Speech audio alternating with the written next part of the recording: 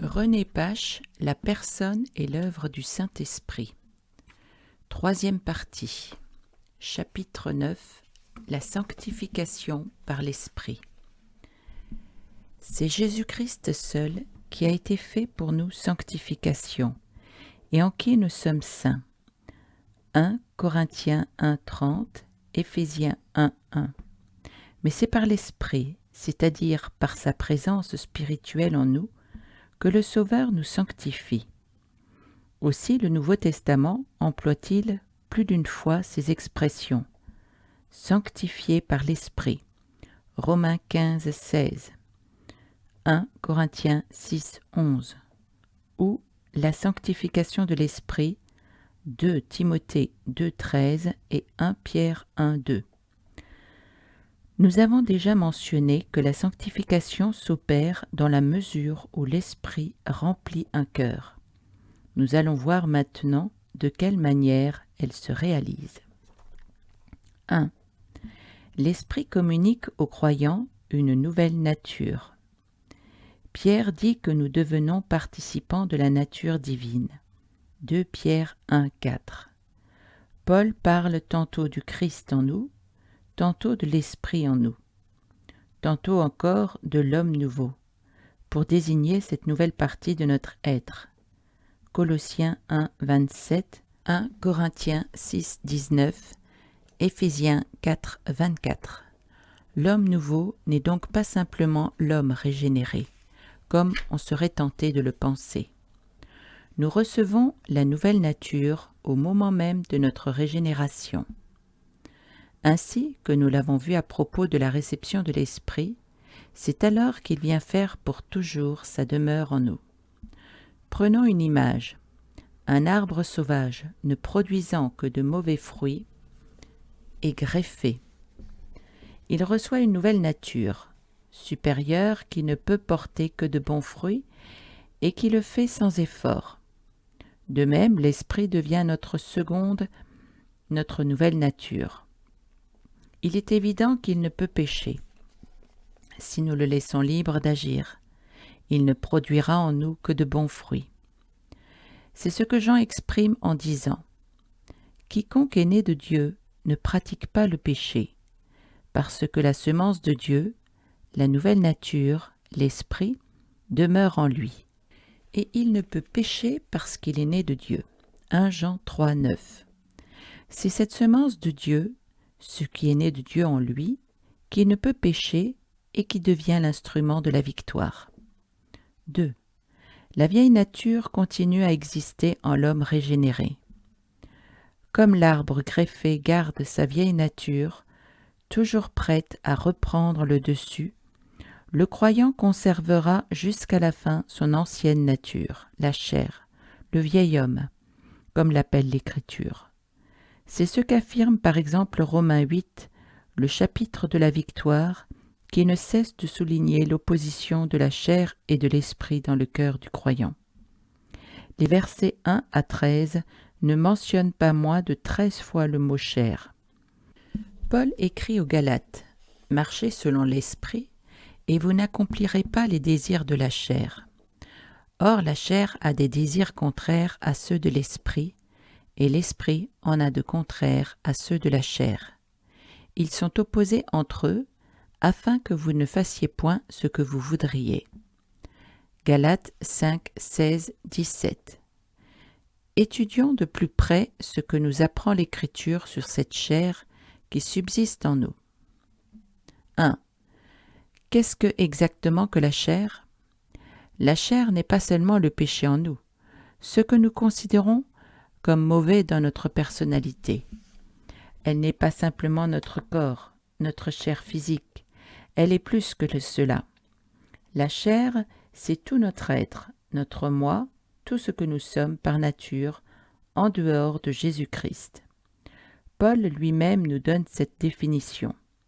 Ce qui est bon, je le sais, n'habite pas en moi, c'est-à-dire dans ma chair. Romains 7, 18. Ainsi l'homme nouveau, c'est le Christ en nous par l'Esprit, et le vieil homme, c'est nous-mêmes en dehors de lui. 2. La chair est par nature vendue au péché. Moi, je suis charnel, vendu au péché, déclare Paul. Ce qui est bon, je le sais, n'habite pas en moi, c'est-à-dire dans ma chair. Moi-même, je suis, par la chair, esclave de la loi du péché. Romains 7, 14, 18, 25. Quel est l'homme qui n'a pas senti l'incapacité de sa nature à résister au péché? 3. Cette chair incurable n'est pas changée dans le croyant. Comme la vieille nature de l'arbre greffé reste sauvage et ne peut elle-même porter que de mauvais fruits, ainsi la chair en nous ne se soumet pas à la loi de Dieu et ne le peut même pas. Romains 8, 7. La chair a des désirs contraires à ceux de l'esprit. Ils sont opposés entre eux afin que vous ne fassiez pas ce que vous voudriez. Les œuvres de la chair sont manifestes. Ce sont l'impudicité, l'impureté, etc. Galates 5, 17, 19. À cause de cette opposition irréductible de la chair à l'esprit et de son incapacité à être améliorée ou sanctifiée, Dieu, pour nous en affranchir, ne peut faire qu'une chose, la crucifier. Nous verrons plus loin comment il s'y prend.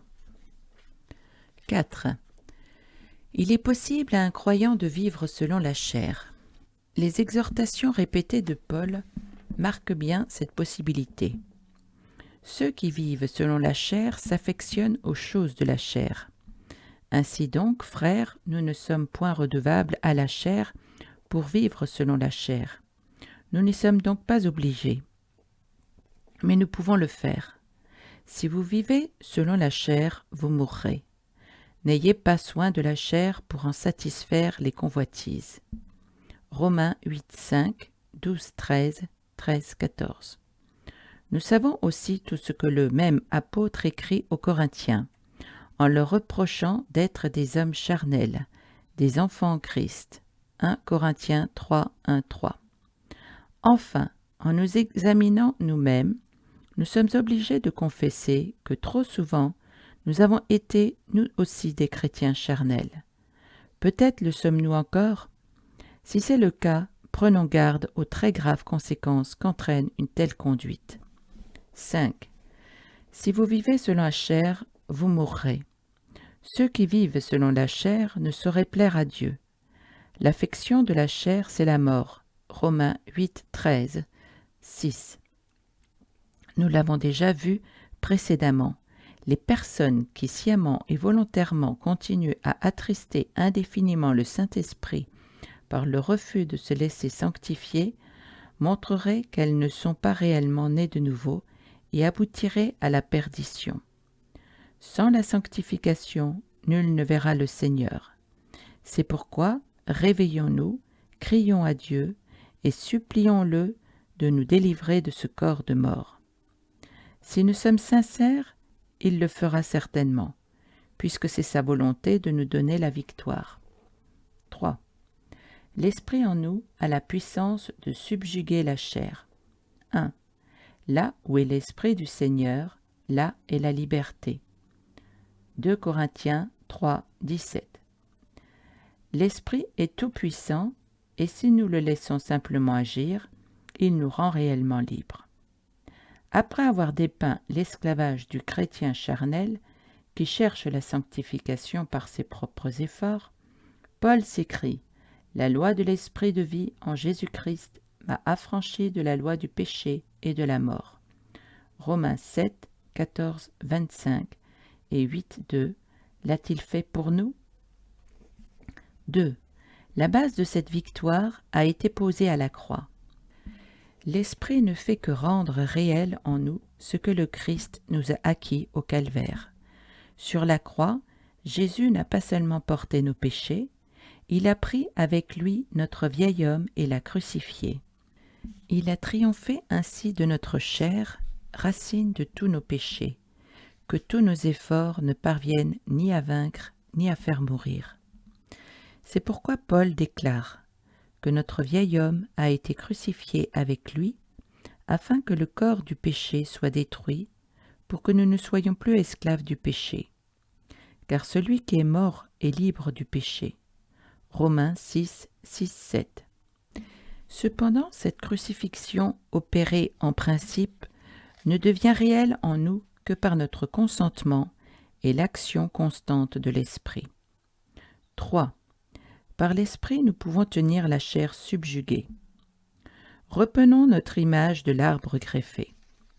À la greffe, la vieille nature a été détrônée et soumise à la nouvelle, mais elle supporte mal notre subordination, et comme elle est là plus vivace, elle pousse une quantité de rejetons tout aussi sauvages qu'elle. Si le jardinier ne veille pas et ne coupe pas soigneusement tous ces rejetons, que se passe-t-il? Ils absorbent toute la sève, la couronne de l'arbre cesse de porter du fruit et finalement meurt. Il en est exactement de même en nous. Si nous n'y prenons pas garde, le vieil homme, toujours si vivace en chacun de nous, cherche à reprendre le dessus. Livrés à nous-mêmes, nous serions perdus. Mais c'est alors que nous devons laisser s'accomplir l'œuvre du Christ. Si nous nous abandonnons à son esprit, il coupera tous ces mauvais rejetons et maintiendra la vieille nature dans un état de crucifixion réelle. C'est pourquoi Paul dit que maintenant, nous ne sommes point redevables à la chair pour vivre selon la chair. Si par l'esprit vous faites mourir les actions du corps, instruments de péché, vous vivrez. Romains 8, 12, 13. Il ajoute d'ailleurs, « Marchez selon l'esprit, et vous n'accomplirez pas les désirs de la chair. » Ceux qui sont à Jésus-Christ ont crucifié la chair avec ses passions et ses désirs. Si nous vivons par l'esprit, marchons aussi selon l'esprit. Galates 5, 16, 24, 25. Il emploie enfin cette expression très forte. La loi de l'esprit de vie en Jésus-Christ m'a affranchi du péché et de la mort. Romains 8, 2. Il veut dire par là que l'esprit agit lorsqu'il est libre d'une façon aussi contraignante et continue que le péché n'agissait auparavant quand dominait la chair. Une autre image permettra de fixer cette vérité. Si je saisis mon stylo, sa nature et son poids n'ont pas varié. La loi de la pesanteur s'exerce encore sur lui, et si je le lâchais, il tomberait infailliblement sur le sol et se briserait. Aussi longtemps que je le tiens, que se passe-t-il? La loi de vie qui est dans ma main contrebalance la loi de la pesanteur et me permet en outre d'utiliser le stylo qui, laissé seul, ne servait à rien.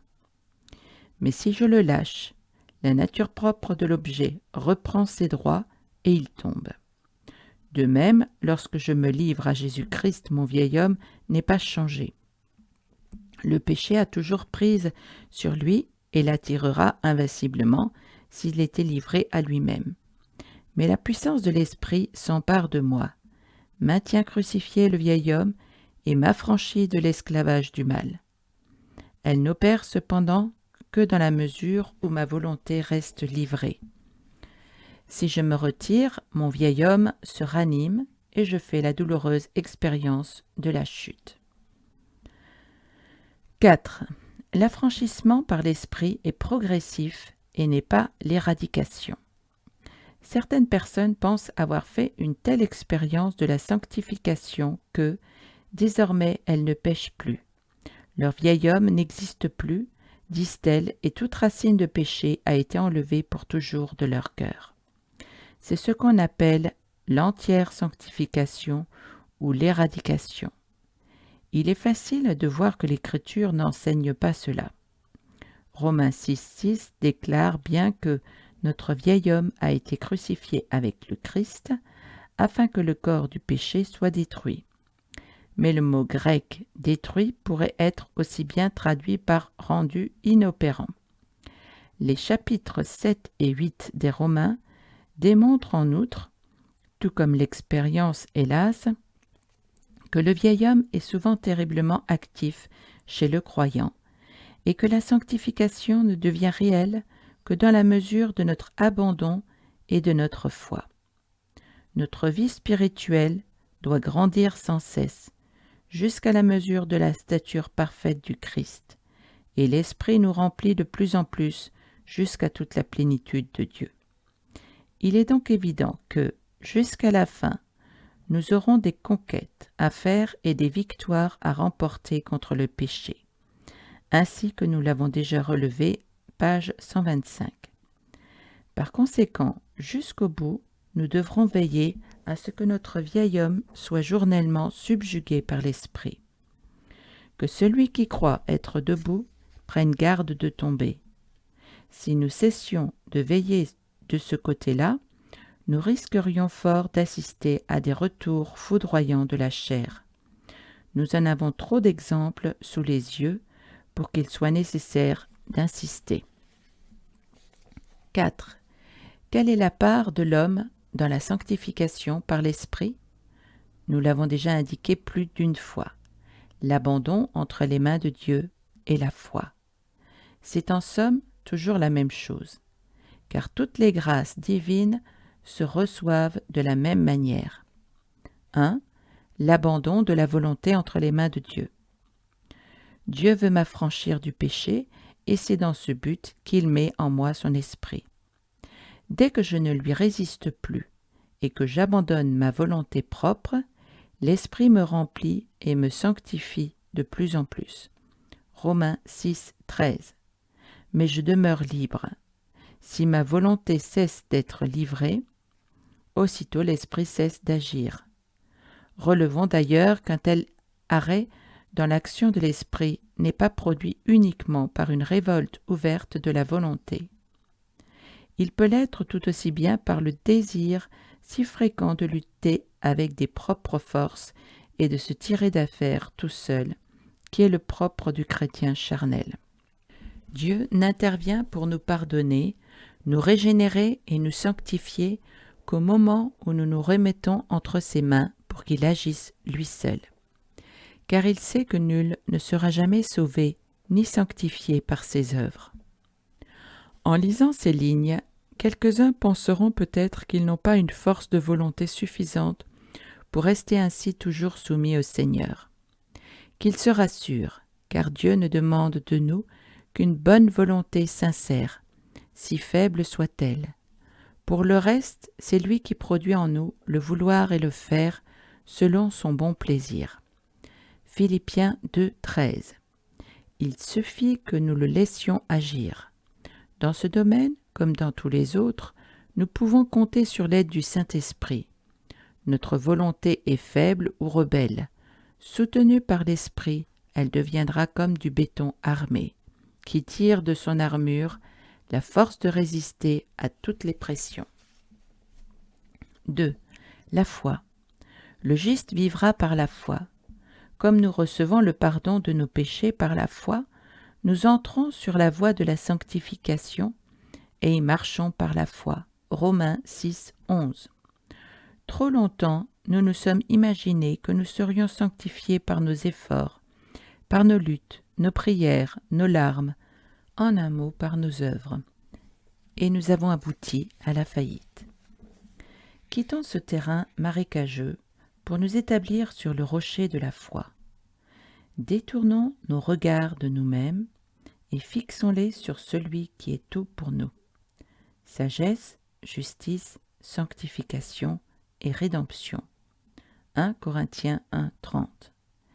Les évangiles nous donnent une belle image de la foi victorieuse. Jésus rejoignant ses disciples en marchant sur la mer, Pierre s'écria « Seigneur, si c'est toi, ordonne que j'aille vers toi sur les eaux. » Et le Seigneur dit « Viens. » Que fit Pierre? Commença-t-il à se tâter pour voir si vraiment il était devenu moins lourd que l'eau? Non, il se savait le même, mais il crut à la puissance de Jésus et sortit de la barque. Aussi longtemps qu'il garda les yeux fixés sur lui, il marcha sur les eaux, mais voyant que le vent était fort, il eut peur, et comme il commençait à enfoncer, il s'écria « Seigneur, sauve-moi !» Aussitôt Jésus étendit la main, le saisit et dit « Homme de peu de foi, pourquoi as-tu douté ?» Matthieu 14, 24, 31. Jésus nous appelle aussi à sortir de notre barque et à marcher avec lui au-dessus des eaux du péché. Même si nous répondons à son appel, notre nature propre ne sera pas changée. Comment pourrons-nous donc marcher sans enfoncer? En fixant nos regards sur le Sauveur.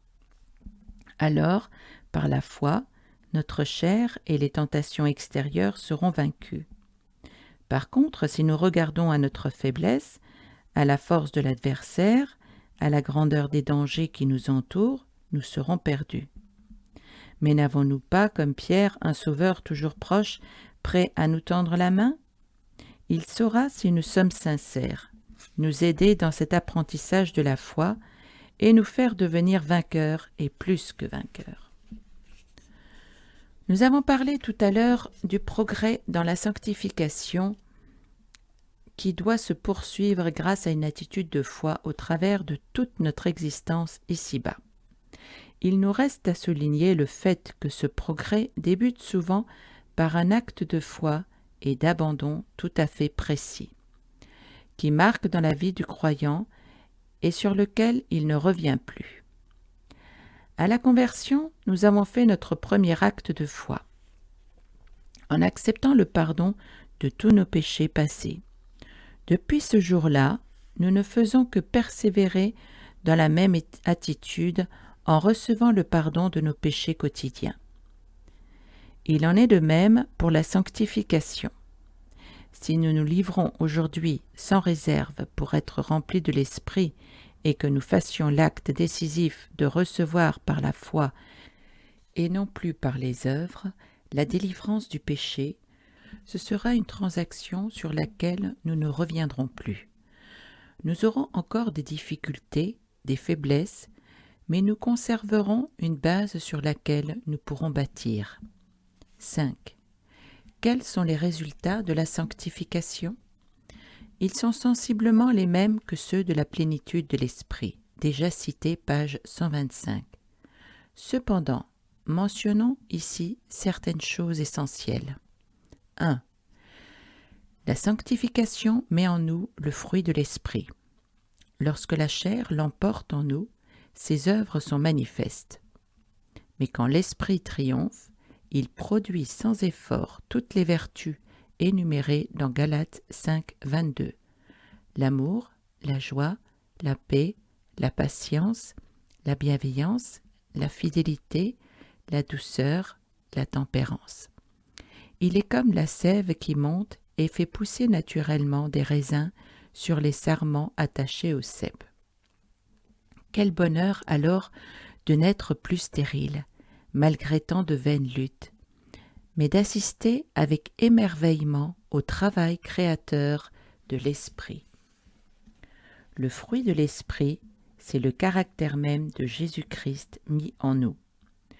Dieu nous a prédestinés à être semblables à l'image de son Fils, et il nous transforme à cette image de gloire en gloire par l'Esprit, Romains 8, 29 et 2 Corinthiens 3, 18.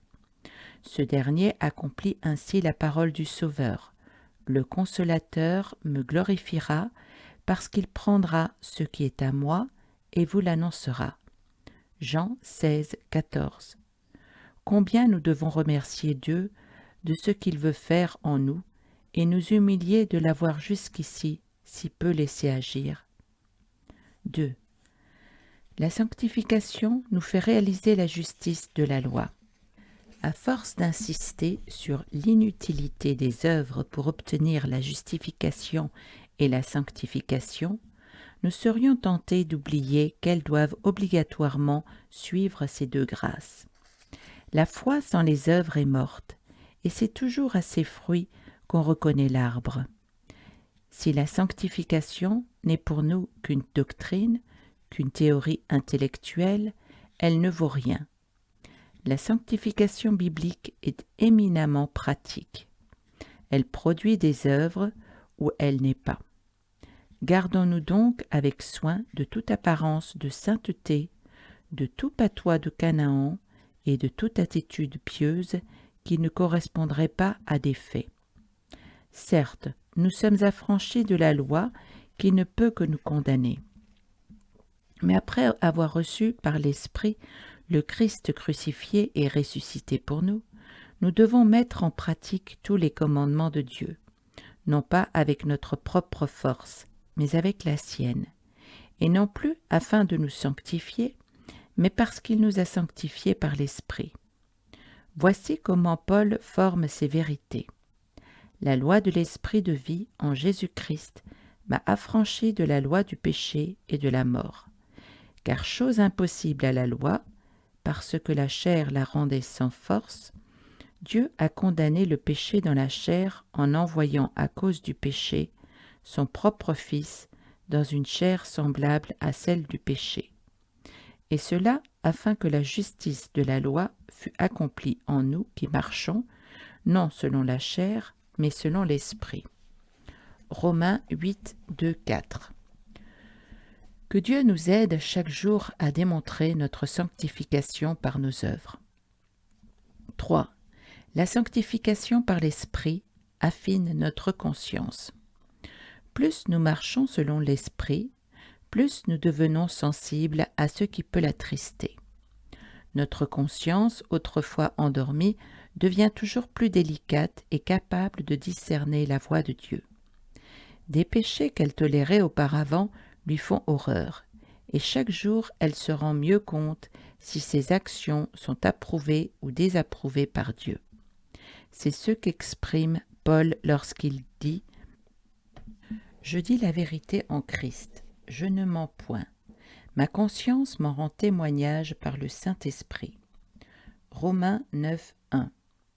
Le même apôtre, parvenu à la fin de sa vie, comprend mieux que jamais son état de perdition naturelle, et lui qui se donne ailleurs comme un modèle de sanctification, Philippiens 3,17, écrit à Timothée : « Jésus-Christ est venu dans le monde pour sauver les pécheurs dont je suis le premier. » 1 Timothée 1,15. Beaucoup de croyants sont profondément troublés en constatant toujours plus, au fur et à mesure qu'ils avancent dans la vie spirituelle, la méchanceté de leur propre cœur. Ils s'écrient : « Voici tant d'années que je me suis converti, et je ne me suis jamais vu si mauvais. » Il n'y a pas de quoi être troublé, à condition cependant de saisir par la foi la victoire sur chaque péché ainsi découvert. Car c'est précisément l'œuvre de l'Esprit de convaincre toujours plus profondément notre conscience de péché, tandis qu'il fait grandir en nous sans cesse l'image de Jésus-Christ. 4. La sanctification établit une communion toujours plus grande entre Dieu et nous. Le péché sépare de Dieu, la sanctification, au contraire, nous en rapproche. Heureux ceux qui ont le cœur pur, car ils verront Dieu. Matthieu 5, 8. La sanctification glorifie le Seigneur et nous fait admettre dans son intimité. Jésus-Christ disait de son Père : « Il ne m'a pas laissé seul, parce que je fais toujours ce qui lui est agréable. » Et pour la même raison, il pouvait affirmer que Dieu l'exauçait toujours. Jean 8, 29 et 11, 42. Dieu, certainement, nous honorera aussi dans la mesure où nos vies le glorifieront. 5. Enfin, la sanctification nous prépare au retour de Jésus-Christ. À son retour, le Seigneur ne prendra avec lui que les vrais croyants, ceux qui ont dans leur lampe de l'huile, symbole du Saint-Esprit, et ceux-ci démontreront la réalité de leur foi en se réveillant de leur sommeil momentané et en se préparant. Matthieu 25, 1, 12. Parlant également du retour du Seigneur, Paul déclare : « C'est l'heure de vous réveiller enfin du sommeil, car maintenant le salut est plus près de vous que lorsque nous avons cru. La nuit est avancée, le jour approche. Dépouillons-nous donc des œuvres des ténèbres et revêtons les armes de la lumière. » Romains 13, 11, 12. Voici enfin une des paroles du Seigneur qui termine l'Écriture. que celui qui est souillé se souille encore, et que celui qui est saint se sanctifie encore. Voici, je viens bientôt, et ma rétribution est avec moi. Apocalypse 22, 11, 12. Si nous voulons rester debout devant le Fils de l'homme et n'avoir pas à redouter sa venue, hâtons-nous de nous laisser préparer par la sanctification de l'Esprit. Demandons à Dieu de nous réveiller nous-mêmes et de réveiller son Église, afin que Jésus-Christ puisse la faire paraître devant lui glorieuse, sans tache, ni ride, ni rien de semblable, mais sainte et irrépréhensible. Éphésiens 5, 27. 6. Conclusion. Faisons sur les points que nous avons abordés notre examen de conscience et posons-nous quelques questions personnelles. Est-ce la chair qui domine en nous ou l'esprit? Consentons-nous à mourir avec le Christ pour que le vieil homme soit crucifié réellement et que nous marchions en nouveauté de vie? Avons-nous suffisamment de foi en la puissance de l'Esprit qui nous a franchis de la loi du péché et de la mort? Voit-on en nous le fruit de l'Esprit et les œuvres de la sanctification?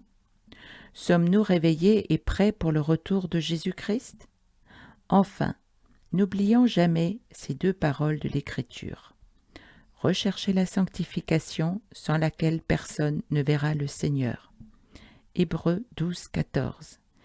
Et que le Dieu de paix vous sanctifie lui-même tout entier, et que tout votre être, l'esprit, l'âme et le corps, soient conservés irrépréhensibles lors de l'avènement de notre Seigneur Jésus-Christ. Celui qui vous a appelé est fidèle, et c'est lui qui le fera. 1 Timothée 5, 23, 24.